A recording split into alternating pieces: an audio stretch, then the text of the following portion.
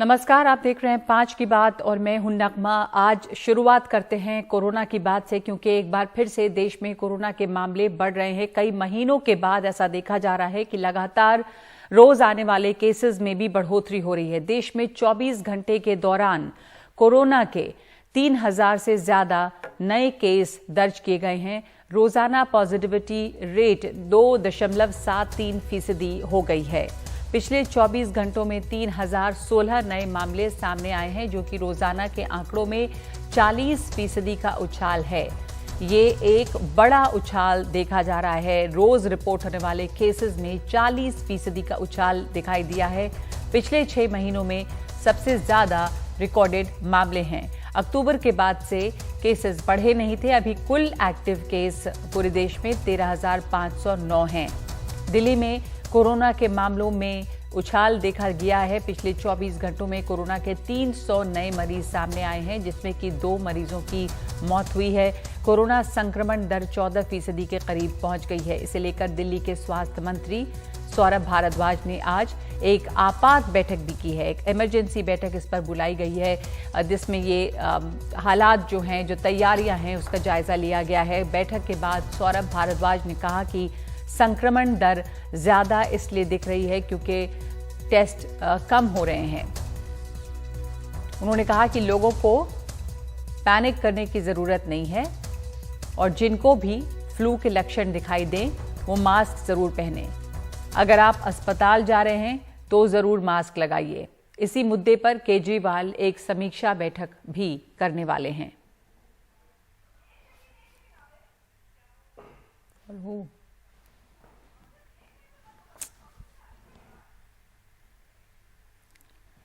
और हमारे साथ इस वक्त जुड़ रहे हैं दिल्ली के स्वास्थ्य मंत्री सौरभ भारद्वाज।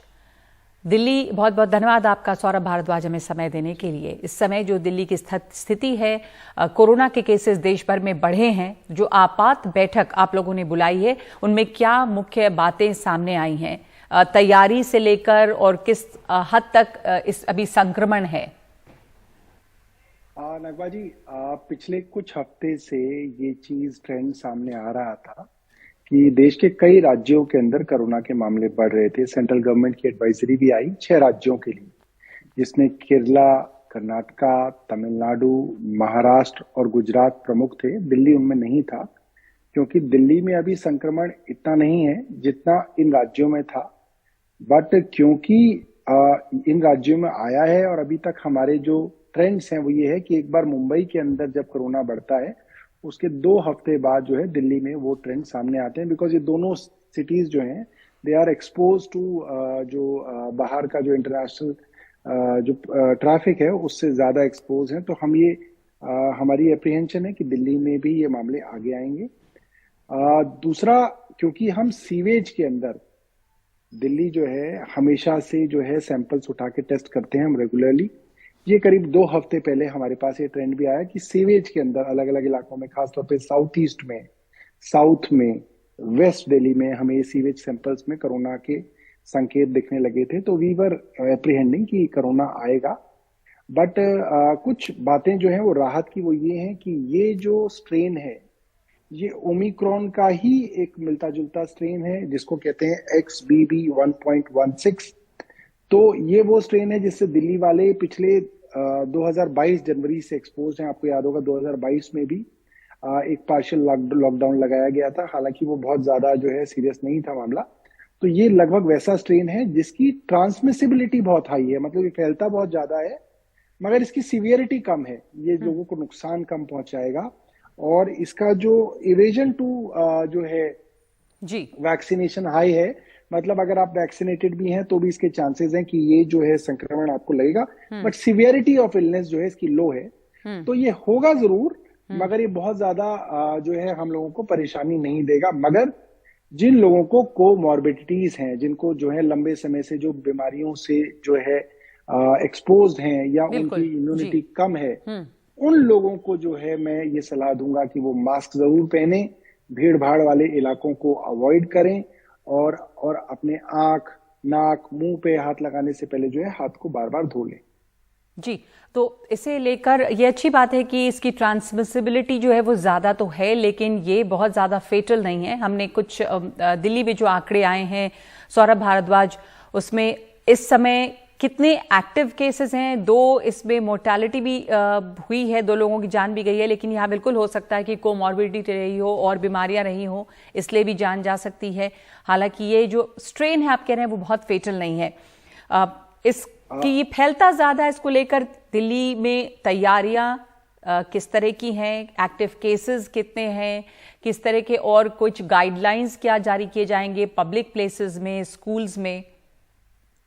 जी देखिए नगमा, क्योंकि अभी जो है टेस्ट जो है हम बहुत कम करा रहे हैं। पिछले कई महीनों से टेस्ट जो है 1,500 अब 2,200 टेस्ट जो है पर डे हो रहे हैं। इसलिए अगर आप समझिए कि अगर 150 या 152 केस भी आ जाते हैं तो वो एकदम जो है 10% से ऊपर का आंकड़ा दिखता है। तो अभी जो एडवाइस है वो ये है कि अगर किसी को कोरोना के लक्षण दिखें, फ्लू के इस तरीके के सिम्टम दिखें कि उसको कोरोना हो सकता है, तो उसको जो है हम टेस्टिंग सेंटर्स के अंदर भेज रहे हैं।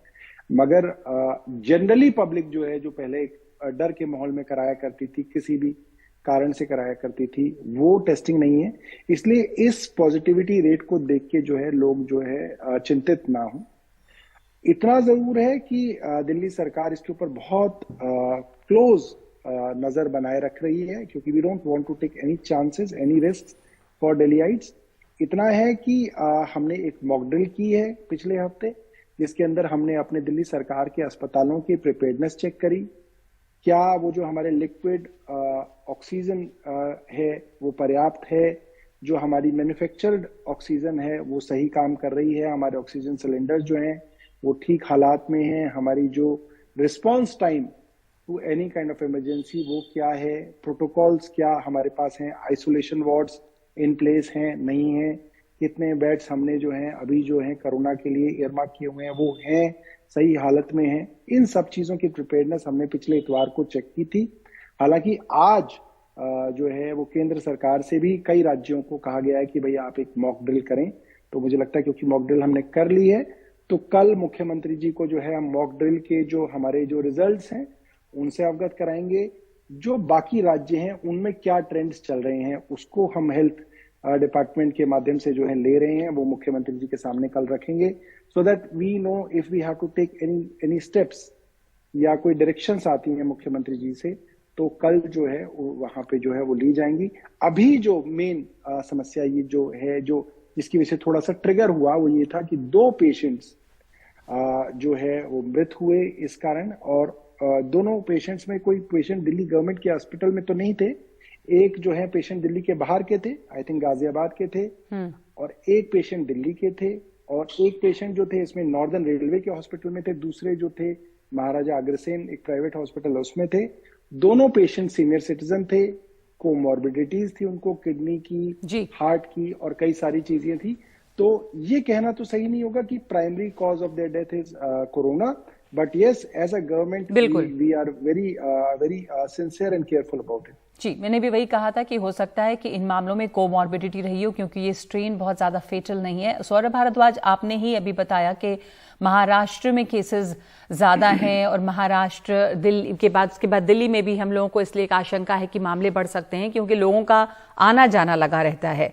और दिल्ली जैसे शहर में जाहिर है कि तमाम जगहों से लोग आते हैं, तो दूसरे शहरों से, दूसरे राज्य से, दूसरे देशों से जो लोग आ रहे हैं, जाहिर है कि उनके ऊपर कोई रोक टोक तो नहीं है अभी, लेकिन मॉनिटरिंग क्या बढ़ाने की जरूरत है। खास करके पड़ोसी राज्य हैं, जैसे महाराष्ट्र से लोग आ रहे हैं और जगह जहां पर मामले बढ़े हैं, तो दिल्ली में इसकी जरूरत महसूस कर रहे हैं आप लोग कि एयरपोर्ट्स पे स्क्रीनिंग, मॉनिटरिंग शुरू हो? नगमा, ये जो पड़ोस के राज्यों से आना जाना एक काफी जो है सेंसिटिव इशू रहता है, और इसके अंदर एक बैलेंस की हमेशा से सरकार को जरूरत रहती है। तो अभी जो सेंट्रल गवर्नमेंट का जो प्रोटोकॉल है उसके अंदर जो इंटरनेशनल पैसेंजर्स हैं उसमें करीब 2% पैसेंजर्स को रैंडमली सेलेक्ट करके उनके टेस्ट कराए जा रहे हैं एयरपोर्ट्स के ऊपर, और उसके अंदर कोई बहुत ज्यादा अलार्मिंग रेट पे जो है जो इन्फेक्शन है वो अभी तक नहीं दिखा है। और इस चीज को भी आप इस चीज से समझिए कि गवर्नमेंट को एक बड़ा बैलेंसिंग एक्ट रखना पड़ता है कि हॉस्पिटल्स के अंदर आप एकदम कोविड का प्रोटोकॉल अगर हम जैसे कि एनफोर्स कर दें, तो क्या होता है नगमा जी की कई सारे पेशेंट्स अपने हार्ट की एलिमेंट के लिए आए हैं, कोई अपने लिवर ट्रांसप्लांट के लिए आया है, कोई अपने ब्रेन हेमरेज के लिए आया है। जी। अब कोविड का जैसे अलार्म होता है, उन सब पेशेंट्स को जो है अगर बाय द वे कोरोना निकल जाता है, तुरंत उनको कोरोना हॉस्पिटल के अंदर जो है भेज दिया जाता है। उसकी वजह से जो उनकी बेसिक एलिमेंट है वो जो है नजरअंदाज हो जाती है, और कई बार उसकी वजह से जो है उनकी जान को खतरा हो जाता है। तो we have to be very careful. तो बड़ा बैलेंस बना के गवर्नमेंट चलती है कि बहुत ज्यादा अलार्म भी ना हो जाए, ताकि जो है कन्वेंशनल जो बीमारियां हैं उनके इलाज लोगों के होते रहे और कोई केयरलेसनेस भी ना हो जाए। तो we are monitoring this situation very closely, और जैसे ही किसी भी चीज की जरूरत होगी हम उसके ऊपर जो है तुरंत कदम उठाएंगे। तो सतर्क है दिल्ली सरकार, और इस सिचुएशन पे, स्थिति पे आप लोग पैनी नजर रखे हुए हैं। समीक्षा बैठक भी होगी। धन्यवाद आपका सौरभ भारद्वाज, दिल्ली के स्वास्थ्य मंत्री सौरभ भारद्वाज, हमारे साथ जुड़ने के लिए और बताने के लिए कि दिल्ली सरकार की तैयारी जो है वो कैसी है, और ये जो मामले अब बढ़े हैं कोरोना के, किस तरह का ये स्ट्रेन है, कितना घातक है, ये दोबारा जो इस वक्त राइज देखा जा रहा है वो क्यों। हमारे साथ ILBS यानी कि institute of liver and biliary sciences के निदेशक डॉक्टर SK सरीन जुड़ रहे हैं। बहुत शुक्रिया डॉक्टर SK सरीन हमसे बात करने के लिए। इस समय एक बार फिर से इस बात की चर्चा अक्टूबर के बाद से हम कहें तो दोबारा अभी चर्चा शुरू हुई है कि मामले बढ़ने लगे हैं कोरोना के फिर से, और जो डेली केसेस हैं उनमें उछाल देखा गया है। किस तरह का ये स्ट्रेन है और कितना इससे सावधान रहने की जरूरत है। NDTV का ये जो इनिशिएटिव है, इसके माध्यम से पहले मैंने सुना ऑनरेबल हेल्थ मिनिस्टर साहब भारद्वाज साहब ने पूरी तैयारियां बताई दिल्ली के लिए। दिल्ली ने हमेशा लीड किया है और पॉलिसीज के अंदर इम्प्लीमेंटेशन में, प्रिपरेशन में। ये जो करंट स्ट्रेन्स हैं ये सारे वेरिएंट्स हैं ओमिक्रॉन के, और ये एंटिसिपेटेड होता है कि अगर वायरस है, जैसे आप फ्लू का वायरस ले लें, वो हर साल नए रूप के अंदर आता है। कितनी भी वैक्सीन लगवा लें फिर भी लोगों को फ्लू, इन्फ्लुएंजा होता है। उसी तरीके से ये वेरिएंट कोविड के होने थे, ऐसा एंटिसिपेटेड था। पर हाँ, इनसे अगर डेथ हो जाए या पेशेंट इससे ज्यादा सिक हो जाए, उसके लिए तैयारियां जरूरी हैं और प्रोटेक्शन, प्रिवेंशन जरूरी है। तो जो करंट वेरिएंट है ये ओमिक्रॉन का ये एक लीनिएज है 0.1, 0.16, जो कि रिकॉम्बिनेंट वेरिएंट है, और इसके बहुत सारे सब वेरिएंट्स अब धीरे धीरे दिल्ली में, भारत के अंदर होने लग गए हैं। ये बहुत ज्यादा रैपिडली स्प्रेड करते हैं। पर अगर आप कहें कि क्या मैं किसी मरीज को देख करके बता सकूं कि इसको कौन सा वेरिएंट है या कौन से टाइप का कोविड है, वुहान वायरस है, ओमिक्रॉन है, वो संभव नहीं। पेशेंट उसी तरीके से आएगा। पर जो दिल्ली गवर्नमेंट की खासियत है और आज के जो निर्देश गवर्नमेंट ऑफ इंडिया के भी हैं कि हर पॉजिटिव आदमी के कोविड के वायरस की पूरी सीक्वेंसिंग की जाए, पूरी जानकारी हो कि नए उसके रूप नहीं आए। तो लगभग ILBS जो कि मेन दिल्ली के अंदर सारी सीक्वेंसिंग करता है, जो लैब जीनोम सीक्वेंसिंग की लैब है, उसमें लगभग 15 दिन में 200 से 250 सैंपल्स आते थे पहले। अब एकदम से ज्यादा होने लग गए, रोज के करीब 100 सैंपल सीक्वेंसिंग के लिए आ जाते हैं। तो उन सीक्वेंसेस के बेसिस पे अब ये लगता है कि वायरस के नए वेरिएंट्स, नए म्यूटेंट्स दिल्ली में हैं और उनसे परेशानियां बढ़ सकती हैं। उनका आगे किस तरह का क्लिनिकल कोर्स होगा, मरीजों पे क्या असर होगा, ये समय के साथ ही पता लगे। तो डॉक्टर सरीन, जो अभी तक आपने बताया कि जीनोम सीक्वेंसिंग हो रही है वायरस की, और उससे जो समझ में आया, जो पता चला है कि नए वेरिएंट्स भी हैं, तो सिर्फ ओमिक्रॉन ही नहीं है, और ये सही बात है कि तमाम वायरस एक साथ भी एग्जिस्ट कर सकते हैं, कई तरह के वायरस। तो ओमिक्रॉन का जो वायरस था वो बहुत ज़्यादा घातक नहीं था, उससे लोगों को बहुत ऐसी बीमारी नहीं हो रही थी कि मौत हो जाए, और फ्लू जैसे केसेस थे। तो जिस समय आपके पास पेशेंट्स आते हैं उनमें किस तरह का इन्फेक्शन, संक्रमण ज़्यादा दिखता है? माइल्ड केसेस हैं, फ्लू जैसे केसेस हैं, या जैसे एक बारे में हमने देखा कि डेल्टा वेरिएंट का जो बहुत घातक था वैसे मामले बड़े थे? तो कुछ आप अंदाजा दे पाएंगे सीक्वेंसिंग से कि क्या सामने आ रहा है पैटर्न? आपको अच्छे से याद है डेल्टा बहुत सीरियस था, एंड दैट्स वेरी नाइस। पर अभी हम लोगों का we are not a COVID hospital, पर हमें जो सैंपल्स और जगह से मिल रहे हैं उसमें 0.1 0.16 जो ओमिक्रॉन की ही लीनिएज है वो करीब 60-70% है। ये सबसे कॉमन वायरस है। पर जनवरी में जैसे ये 30% था, अब ये 40, अब 60% हो गया। इसकी वायरस की ये जो खासियत है कि स्प्रेड फास्ट करता है। पर दूसरी चीज जो लोग भूल गए हैं, जो मैं चाहता हूं कि वैक्सीन उन्होंने लगवाई नहीं है। बहुत से लोगों ने सेकंड डोज वैक्सीन की नहीं लगाई, बहुत लोगों ने अवेलेबल होने के बाद बूस्टर डोज नहीं लगाया, उसकी लेकिन अप्रोच नहीं जी, कर रही। लेकिन डॉक्टर सरीन ये भी तो अब सामने आ चुका है कि आप वैक्सीन लगाएं, उसके बावजूद ये फ्लू जैसे जो वेरिएंट्स हैं वो रुकते नहीं हैं, क्योंकि वो चेंज होते हैं। तो वैक्सीनेशन भी शायद एक ईयरली प्रक्रिया हो जाएगी। पर ये इसीलिए मैं इस बात को दोहरा रहा हूं कि आपने अगर वैक्सीन नहीं लगाई है तो ये वेरिएंट घातक हो सकते हैं, पर आपने अगर बूस्टर लगवाया है, 2+1 लगाया है, तो यही वेरिएंट उतना नुकसान नहीं देंगे।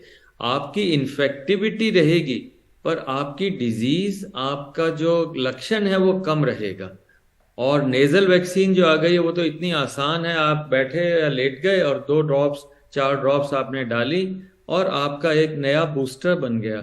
तो मेरा ये दरखास्त है कि जिन लोगों ने बूस्टर नहीं लगवाया, चाहे नेजल बूस्टर लें चाहे दूसरा इंजेक्टेबल बूस्टर लें, पर जरूर अपने आप को, स्पेशली जो कोमॉर्बिड हैं या एल्डरली हैं या हाई रिस्क ग्रुप है, मेलिग्नेंसी वाले, लिवर डिजीज वाले, प्लीज अपना बूस्टर लगवा लें, क्योंकि ये वायरस बढ़ेगा, ये वायरस का नेचर।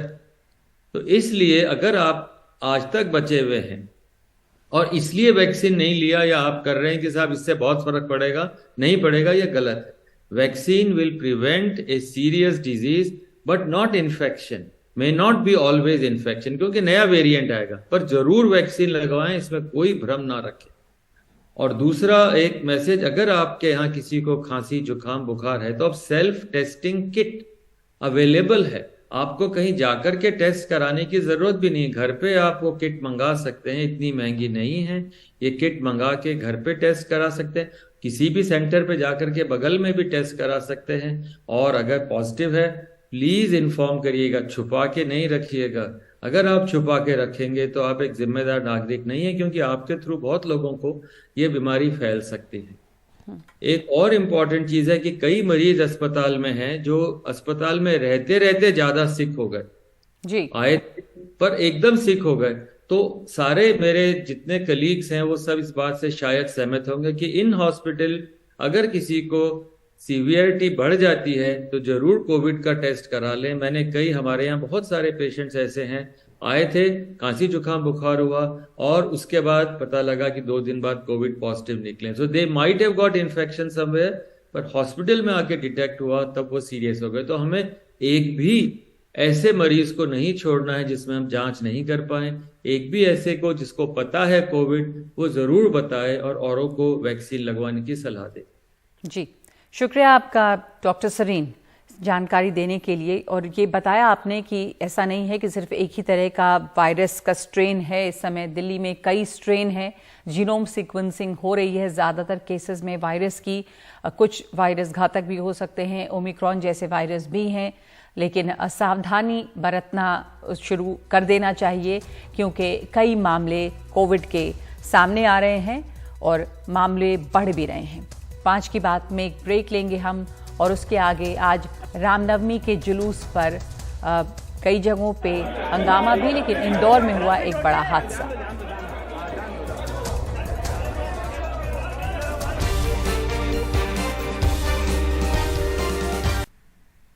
इंदौर में रामनवमी के मौके पर हुए हादसे में 12 लोगों के मौत की पुष्टि हुई है और 17 लोगों को सुरक्षित निकाला गया है।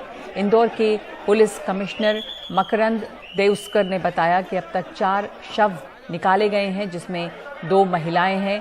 उन्होंने बताया कि लगातार बचाव का काम चल रहा है और अभी ये बताना मुश्किल है कि अंदर और कितने लोग हो सकते हैं। आज रामनवमी के मौके पर श्री बालेश्वर झूलेलाल मंदिर में पूजा करने गए लोग बावड़ी की छत पर खड़े थे, तभी वो धंस गई और 30 से ज़्यादा लोग 40 फीट नीचे कुएं में जा गिरे। इसके बाद वहां तुरंत राहत और बचाव अभियान शुरू किया गया। पुलिस और श्रद्धालुओं ने रस्सियों के सहारे लोगों को निकालना शुरू किया। बावड़ी में 4 से 5 फीट पानी है, इसलिए रेस्क्यू ऑपरेशन में दिक्कत आ रही है। कम से कम 12 एम्बुलेंस इस बचाव काम में जुटी हुई है। मुख्यमंत्री शिवराज सिंह चौहान ने इंदौर कलेक्टर और कमिश्नर से फोन पे बात कर रेस्क्यू ऑपरेशन को तेज करने के निर्देश दिए हैं। इंदौर पुलिस और प्रशासन के आला अधिकारी घटनास्थल पर मौजूद हैं।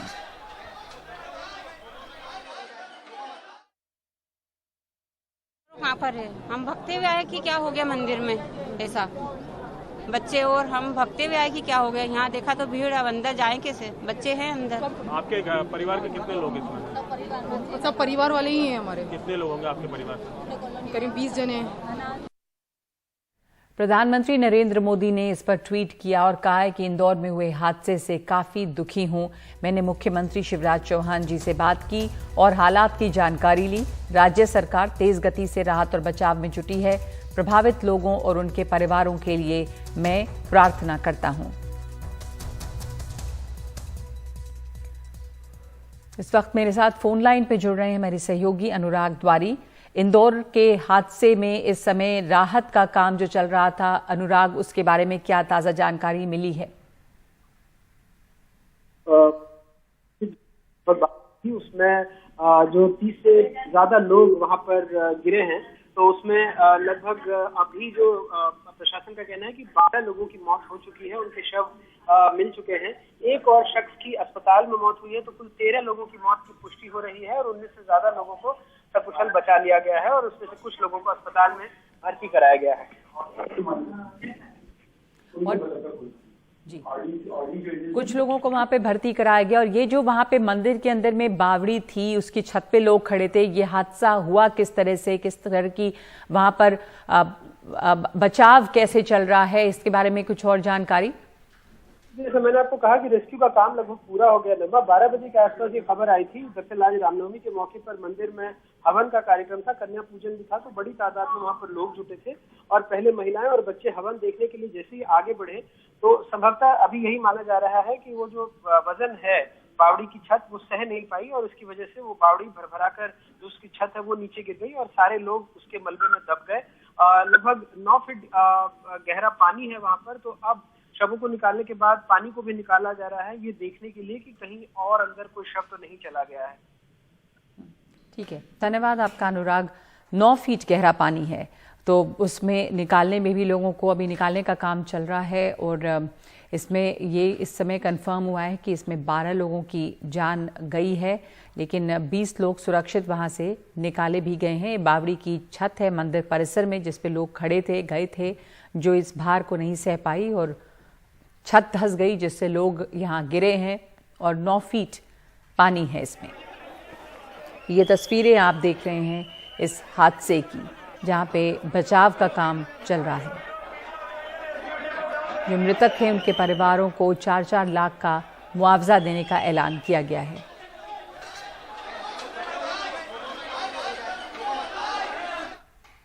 ये हादसा इंदौर में हुआ और दूसरा हादसा रामनवमी के मौके पर ही आंध्र प्रदेश में हुआ। आंध्र प्रदेश के वेस्ट गोदावरी जिले में रामनवमी के दिन काफ़ी बड़ा हादसा होने से वैसे टला है। यहाँ के वेणुगोपाल मंदिर परिसर में रामनवमी के लिए बनाए गए पंडाल में आग लग गई और यहाँ पर आग जो है वो काफ़ी ज़्यादा भीषण हो गई थी, लेकिन मौजूद श्रद्धालुओं को समय रहते निकाला गया, जिससे किसी के हताहत होने की कोई खबर नहीं है। बताया जा रहा है शॉर्ट सर्किट की वजह से ये आग लगी।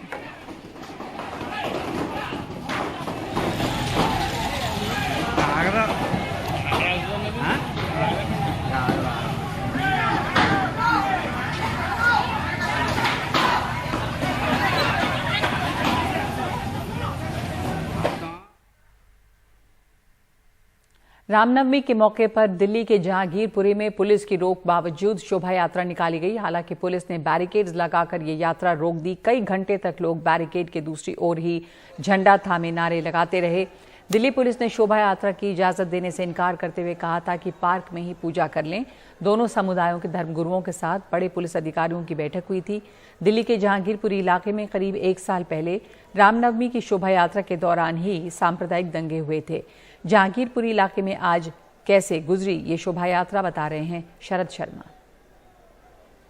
दिल्ली के जहांगीरपुरी में पुलिस की मनाही के बावजूद भी रामनवमी के मौके पर शोभा यात्रा निकाली गई। हालांकि अच्छी बात ये रही कि पुलिस की बैरिकेडिंग के एक दायरे में ही ये शोभा यात्रा घूमती रही। लगभग 100 मीटर से ज़्यादा का ये एरिया नहीं होगा और अभी तक कोई हिंसा की खबर नहीं है। हमारे साथ में दिल्ली के पुलिस के डीसीपी नॉर्थ वेस्ट हैं जितेंद्र मीना साहब। सर पहले मैं जानना चाहूँगा, सर पुलिस की मनाही है, आपने परमिशन नहीं दी थी, उसके बावजूद भी शोभा यात्रा निकल गई है। ये 5 किलोमीटर लंबी शोभा यात्रा की परमिशन मांगी गई थी, उसको डिनाई किया गया था। जिनको एडवाइस किया गया था कि एक पार्क जो ये अभी आप मेरे सामने पार्क देख रहे हैं, इसमें पूजा अर्चना कर सकते हैं, इससे सटे हुए रोड पे 100 मीटर ये कर सकते हैं और उसी का ये लोग पालन भी कर रहे हैं। अच्छा, तो 100 मीटर आपने कहा था कि ज़्यादा से ज़्यादा बस ठीक है, आप इस पे निकाल लीजिए। जी बिल्कुल ठीक है, लेकिन दूसरा पक्ष ये भी कह सकता है उसको तो नमाज पढ़ने की भी इजाज़त नहीं दी गई। नहीं, उस चीज़ पे भी अभी ऐसा कोई रेस्ट्रिक्शंस तो नहीं है, बट एक परमिशन आई थी, वो डिनाई की गई थी law and order point of view से। अच्छा, क्योंकि गैदरिंग बड़ी हो जाती है। जी। ठीक है, लेकिन अभी तक कोई हिंसा की खबर नहीं है, तो शांतिपूर्ण दिखाई दे रहा है। अभी इलाके में पूरी तरह से शांति है और स्थिति नियंत्रण में। हाँ, क्योंकि पिछली बार भी यहाँ पर हनुमान जयंती के मौके पर हालात बिगड़ गए थे यहाँ पर। नहीं, अभी ऐसी कोई सिचुएशन नहीं है यहाँ पर। ठीक है, सब कुछ अंडर कंट्रोल है। जी, सब कुछ अंडर कंट्रोल। ठीक है, बहुत बहुत थैंक यू। दिल्ली के जहांगीरपुरी से अपने कैमरा सहयोगी कानन पत्रा के साथ मैं Sharad Sharma, NDTV India. BJP और कांग्रेस के बीच राहुल गांधी के विवादास्पद बयान को लेकर शुरू हुआ टकराव बढ़ता जा रहा है। 2019 में कर्नाटक के कोलार में दिए गए एक भाषण के दौरान मोदी सरनेम पर राहुल की टिप्पणी को लेकर उन्हें 2 साल की सजा सुनाई गई और उसके बाद ही उनकी सदस्यता भी गई। लेकिन कांग्रेस का कहना है कि न्यायपालिका की स्वतंत्रता और लोकतंत्र के मूल्यों का आदर होना चाहिए। अब जर्मन विदेश मंत्रालय की तरफ से राहुल के समर्थन में बयान से इसमें बाहरी दखल का एक नया एंगल जुड़ गया है। वरिष्ठ कांग्रेस नेता दिग्विजय सिंह ने जर्मन विदेश मंत्रालय का ट्वीट कर धन्यवाद दिया है कि उन्होंने इस बात पर ध्यान दिया कि राहुल गांधी को मिली सजा से भारत में लोकतंत्र के साथ समझौता किया जा रहा है। दिग्विजय के बयान पर दो केंद्रीय मंत्री किरण रिजिजू और अनुराग ठाकुर ने कड़ी प्रतिक्रिया दी है और अब राहुल बनाम बीजेपी में विदेशी दखल को लेकर नई तू-तू मैं शुरू हो गई है। तो सबसे पहले देखिए दिग्विजय सिंह ने क्या ट्वीट किया है। दिग्विजय सिंह ने ट्वीट करके कहा, शुक्रिया जर्मनी के विदेश मंत्रालय और रिचर्ड वॉकर इस बात पर ध्यान देने के लिए कि राहुल गांधी के उत्पीड़न के जरिए किस तरह लोकतंत्र पर समझौता किया जा रहा है। इसके साथ साथ निर्मला सीतारमण ने भी इस पर ट्वीट किया है। निर्मला सीतारमण ने कहा है कि साफ है कि कांग्रेस हमारे मामलों में विदेशी दखल चाहती है। चीन की कम्युनिस्ट पार्टी के साथ अपारदर्शी बातों पर एमओयू साइन कीजिए। विदेश में संवाद के दौरान सरकार बदलने के लिए मदद की याचना कीजिए। मदद के लिए उन्हें धन्यवाद दीजिए और कितने सबूतों की जरूरत है। उसके अलावा अनुराग ठाकुर ने भी ट्वीट किया है और लिखा है कि ये देश का अपमान है। राहुल गांधी और कांग्रेस देश के भीतर भारत की लोकतांत्रिक, राजनीतिक और कानूनी जंग लड़ने में भरोसा नहीं करते, इसलिए हमारे अंदरूनी मामलों में दखल देने के लिए विदेशी ताकतों को न्योता देते हैं, मगर नरेंद्र मोदी के नेतृत्व वाला नया भारत ये सहन नहीं करेगा। साथ ही किरण रिजिजू का भी ट्वीट आया है कि भारत के अंदरूनी मामलों में दखल देने के लिए विदेशी ताकतों को न्योता देने के लिए राहुल गांधी का धन्यवाद। याद रखें, भारतीय न्यायपालिका को विदेशी दखल से प्रभावित नहीं किया जा सकता। भारत अब और विदेशी दखल सहन नहीं करेगा क्योंकि हमारे प्रधानमंत्री श्री नरेंद्र मोदी हैं।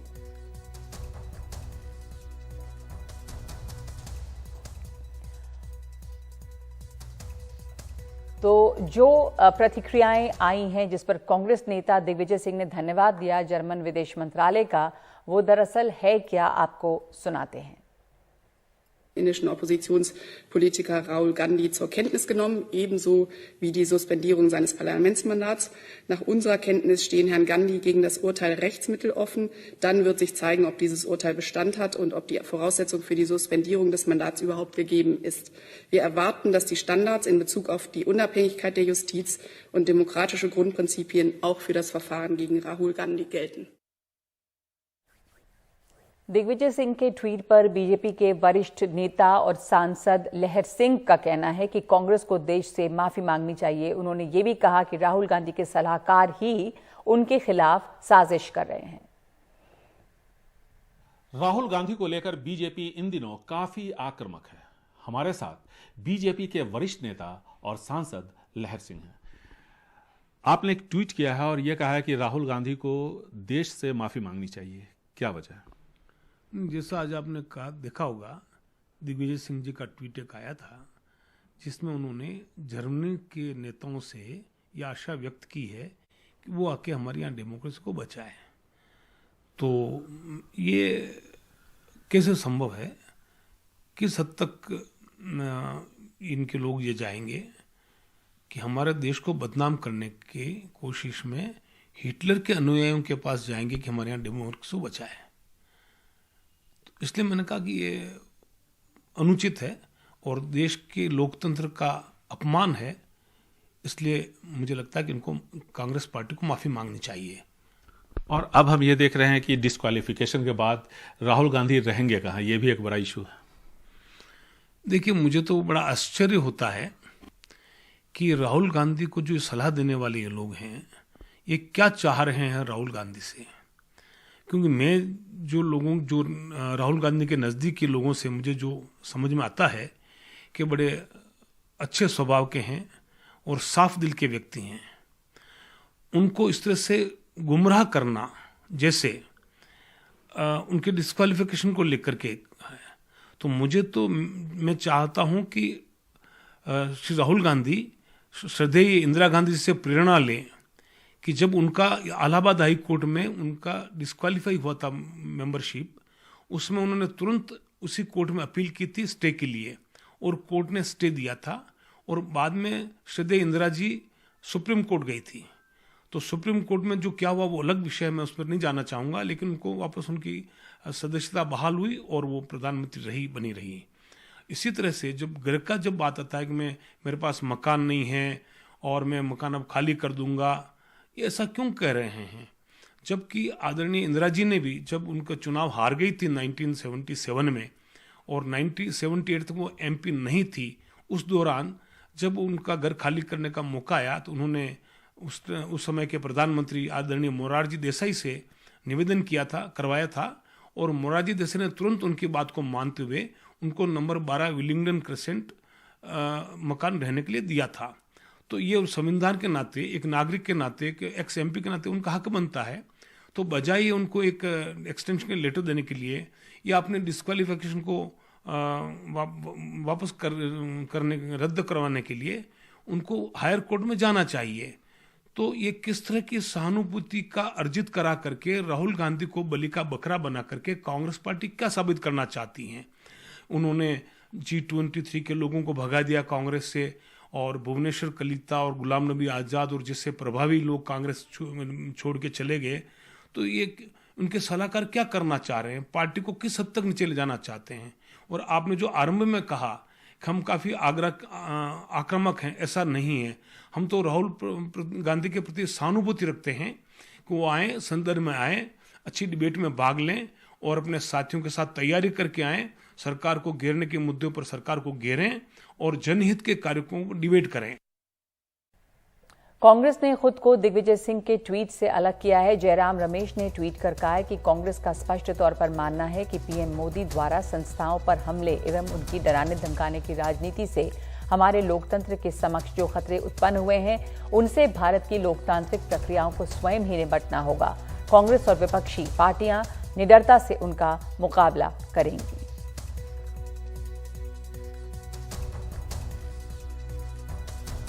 और आज रामनवमी है और इस खास मौके पर मंदिरों में सुबह से ही श्रद्धालुओं की भीड़ देखने को मिल रही है। अयोध्या नगरी को काफी सजाया गया है। लोग मंदिरों में पूजा के लिए पहुंच रहे हैं। भगवान राम के जन्मोत्सव की ये तस्वीरें आप देख रहे हैं।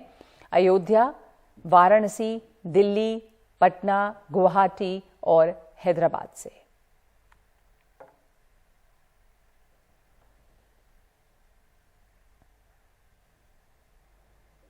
तो आज की बात में आज के लिए इतना ही। नमस्कार।